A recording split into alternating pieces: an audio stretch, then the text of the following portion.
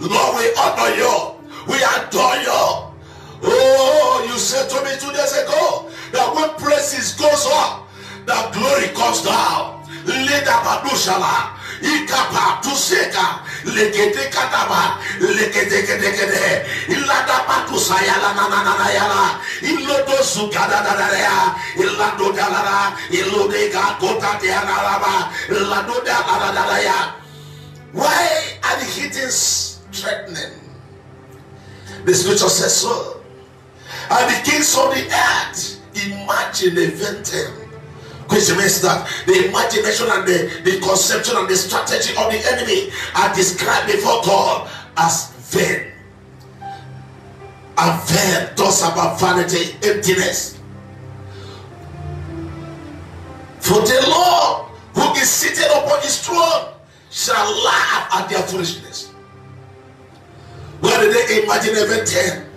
The Bible says, and the apostles reported them, and they said, oh Lord our God, for the kings of the earth and the leaders of the church has gathered themselves together to determine what the hand of the Lord has ordained before time. And they prayed and said, God, arise and fight our battle. Arise and fight our battle. Arise and fight our battle. You said to me 3 days ago, son, the war is over and the victory is now. I never knew that there was war. They showed me, and for that time I began to see some strange thing that the enemy is plotting against the people of God, and plotting against the earth. Who did not create the earth does not have power to determine the earth.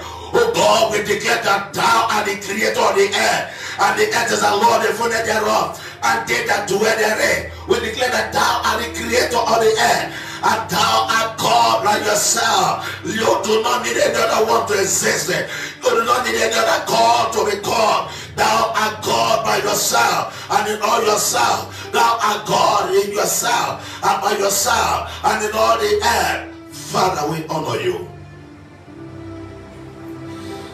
We honor you. Lift up your hands and bless his name. Thank you, wonderful Father.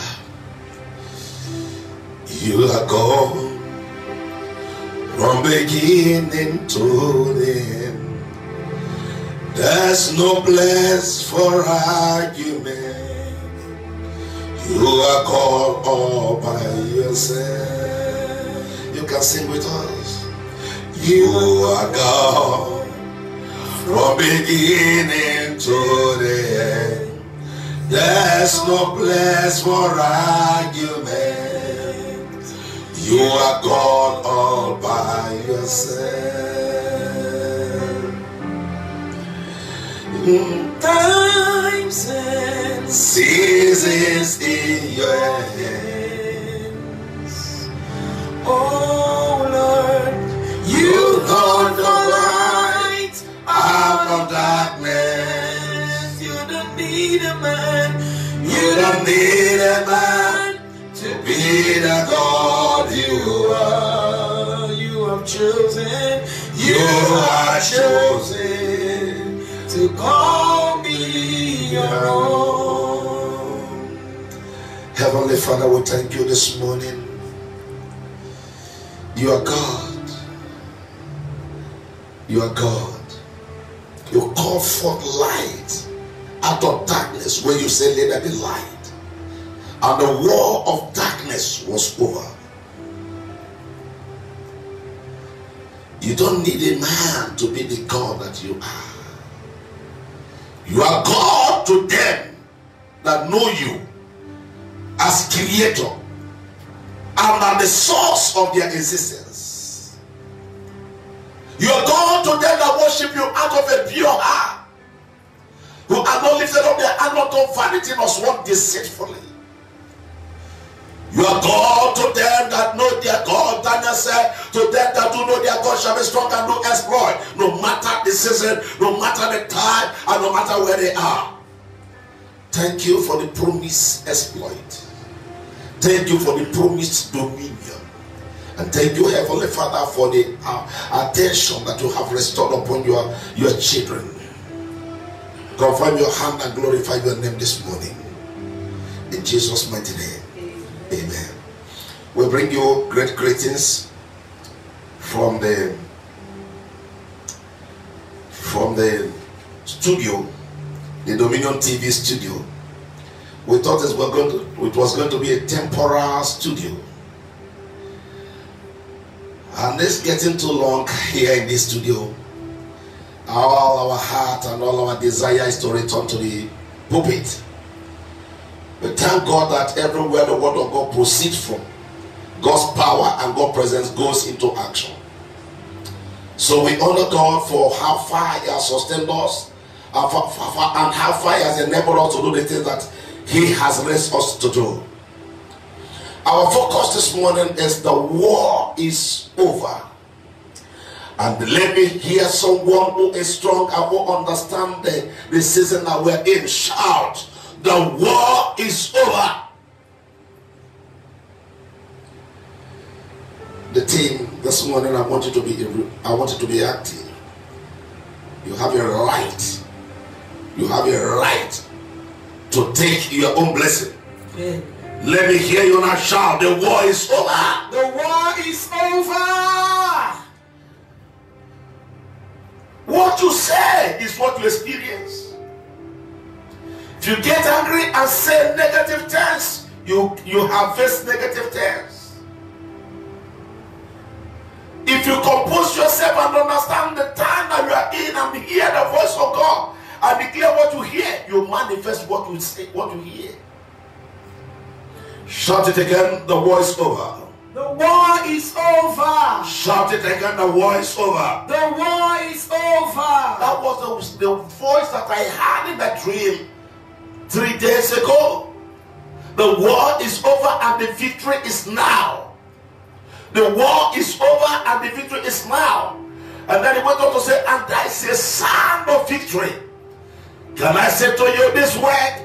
There shall be a sound of victory in your house. Amen. A sound of victory in your life. Amen. A sound of victory in your marriage. Amen. A sound of victory in your family. Amen. The war is over. The war is over. Hallelujah. The war is over. Hallelujah. The war is over. Hallelujah. The war is over. Amen. The heaven declare upon the earth that the war is over. Amen.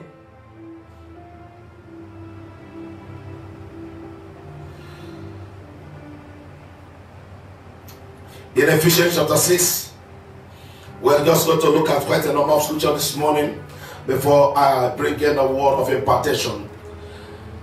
Ephesians chapter 6. Thank you, Jesus. Chapter 6 is a strategic scripture, warfare strategic scripture. Let's just do some few things there. And I read from verse 10. Finally, my brethren, be strong in the Lord and in the power of His might. Be strong in the Lord and in the power of His might. Now that was as far as the apostolic days in the city of Ephesus. And to the church in Ephesus, there was a number of reasons and factors to make them fail. There was an opposition, there was an attack, and the apostle understand the feeling of the people and what the devil was trying to do with the people, just like we have it now. He said, be strong in the Lord. Why? Because in Proverbs 18 verse 10, the Bible said, the name of the Lord is a strong tower. The righteous runs into it and is saved. He said, when you are in God, you are in safety. When I go to war with the Lord in any battle, I am declared a winner before the battle begins. Be strong in the Lord. So if the war is going to be over, you need to create an intimacy with God. You need to get closer to God. You need to come closer to God. You need to do more than what you've been doing.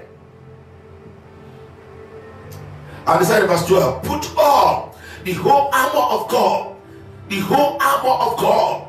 So there is always a garment, an armory that you have to put on when you stand strong in the plans of God. You don't just get up as a warrior and go into war unequipped. You will be into war if you want to have assurance of victory. So say be strong. That is number one. And to be strong means that you must stand.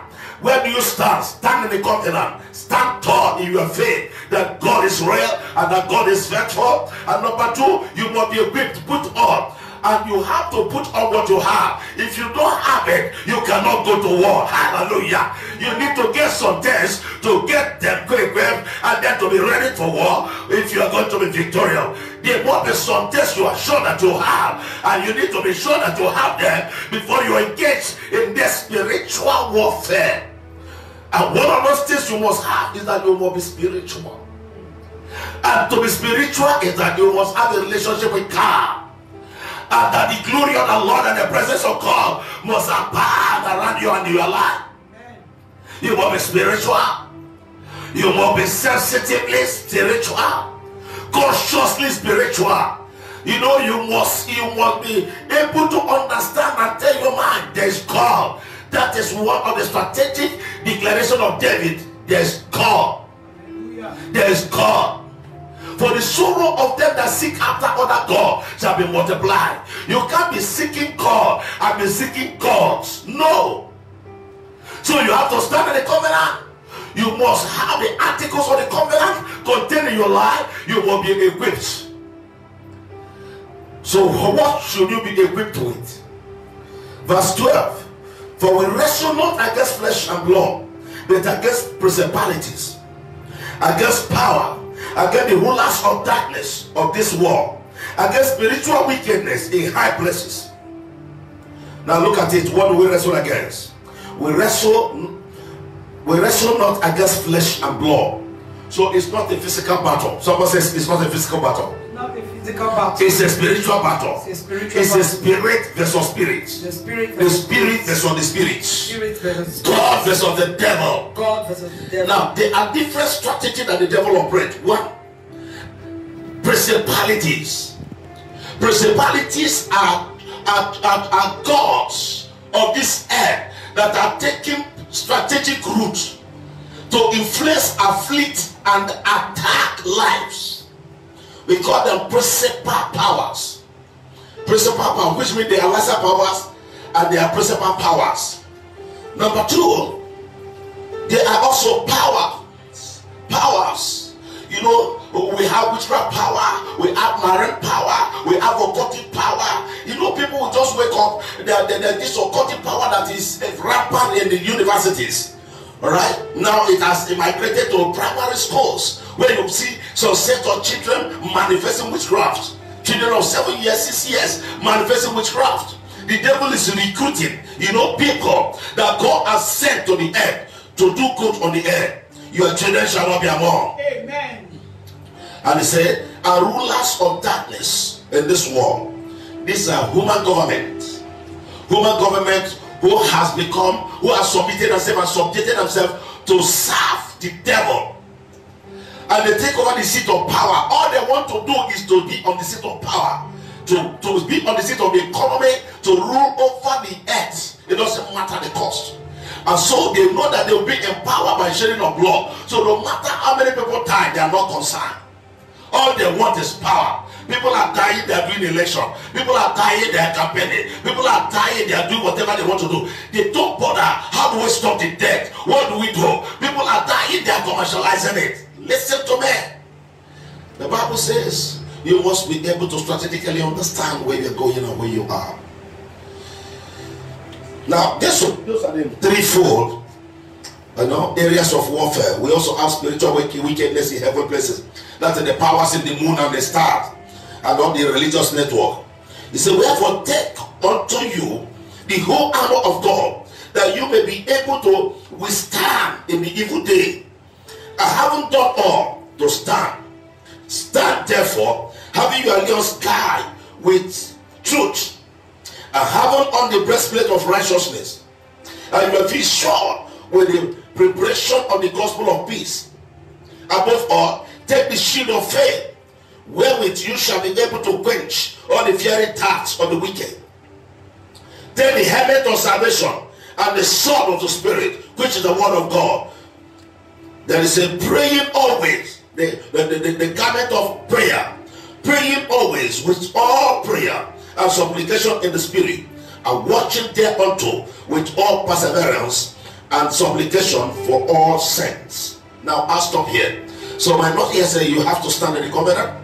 You have to put on the whole armor of the gospel. Put on the whole armor of the gospel.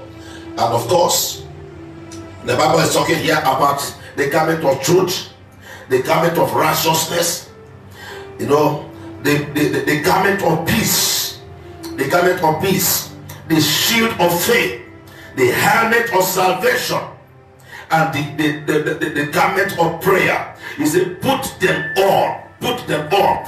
Without this, you are not equipped for warfare. You cannot go. This was what Jonathan put on to face the Philistine. This was what David put on to face Goliath. Put on the whole armor, the whole requirement of the gospel. There's no exemption. And let me add, put on the garment of forgiveness. Take away the garment of bitterness.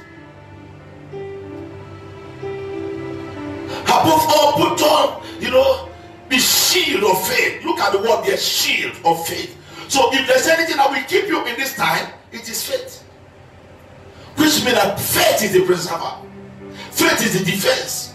Faith is the motivator. Faith is the inspirator. Faith says, I can see God. Fear says, I can see the devil. Faith says, the devil has been defeated. Fear says, no, the devil is about to kill me. You will be ready to know what God has proclaimed, what God has declared, and what God is about to do. Hallelujah. Amen. Praise the Lord. Hallelujah. Hallelujah. Amen. So now let's go into the word. And he said, put on the whole armor of God so that this will happen. Now, another scripture that is so important this morning is 2 Corinthians 10:4. He said, for the weapon of our warfare are not carnal, but they are mighty through God. They are not carnal. The warfare that is on ground is not a physical warfare. It's a spiritual warfare. Those that do know their God, more the strong and do exploit. He said, put on. He said, the weapon of our warfare, they are not carnal. They are not physical. I remember Jesus and the disciples being attacked by the high priest. And Peter got provoked. How dare you talk to my master, the Lord Jesus Christ, like this? And he was following Jesus. He was carrying sword. He pulled up his sword and he chopped up, one of the ear of the high priest. And Jesus saw it. Jesus couldn't stop him from cutting off the ear. How can you just cut off somebody's ear? Okay? And that person is the son or the servant of the high priest. How can you survive it? How can you overcome it? And Jesus went in there and said, put back your sword. This time, this war is not a sword. Put back your sword. And he took the ear that was bleeding and put it back. The blood stopped. Why? Because himself is the blood. Hallelujah. Hallelujah. Amen. Himself is the blood. Himself is the creator. Himself is God. Himself is life. So there's nothing he wants to do that he cannot do. And he said, let us go. That miracle humbled the enemies and they ran away. He said, when you have the fullness of God, your enemies will be humble concerning you. You fought for yourself and not physically. But it is time to allow God to fight for you. Amen. In Isaiah chapter 19 and verse 2, it's a beautiful scripture that I want us to visit. Isaiah chapter 19.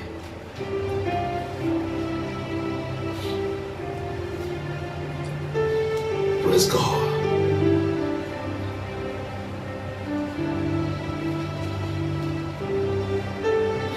Isaiah chapter 19 and verse 2. And I will set the Egyptians against the Egyptians, and they shall fight everyone against his brother, and everyone against his neighbor, city against city, and kingdom against kingdom. That's the strategic war that is about to start. God is turning the war back to the camp of the wicked. Amen. They will face each other. Amen. The occult will start attacking the witches. It's just like when you see the army and the navy and police fighting. Praise God. Because either a civilian has been touched. Listen to me. The war is going to shift. Because God told us that there shall be a shaking and there shall be a shifting. The war is going to shift from your house. The war is going to shift from your life. The war is going to shift from your system. The war is going to shift from your health. It shall shift to the camp of your enemies. It shall shift to the camp of those that hate you. It shall shift to the camp of people that are declared war against your father's house. They have said there shall be no celebration in your father's house. They have said there shall be no promotion in your father's house. There shall be no longevity in your father's house. There shall be no good thing in your marriage. I see the war shifter. I see the war shifter. Come on, shout, you war shifter. Like a shifter. Shifter. Shifter. Shifter. Shifter. Shifter. Shifter. Shifter. Out of my house. Out of my life. Out of my family. The war shifter. The war shifter.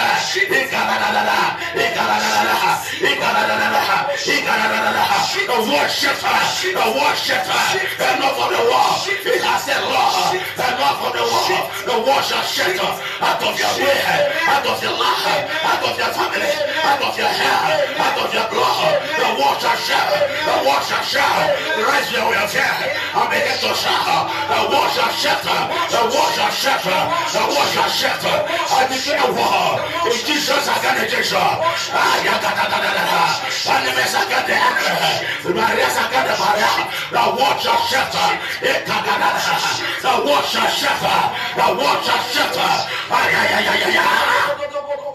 Shift in the name of Jesus. The war shall shift. Amen. The war shall shift. Amen. Look at it again. And I will set the Egyptians against the Egyptians. So, what is in my spirit is that this week, God will give your enemies problem. Amen. Come on, somebody, are we here? Yes, sir. Your problems shall have problems. Amen. Your trouble shall have trouble. Amen. Everyone against you and your house, everyone against your health and your life, everyone against your career and everything name after you, they shall have problems. The Lord shall get problem to your problem, trouble to your trouble, trouble to your trouble, trouble to your trouble. In the name of Jesus Christ. Egyptians are troublers of Israelites.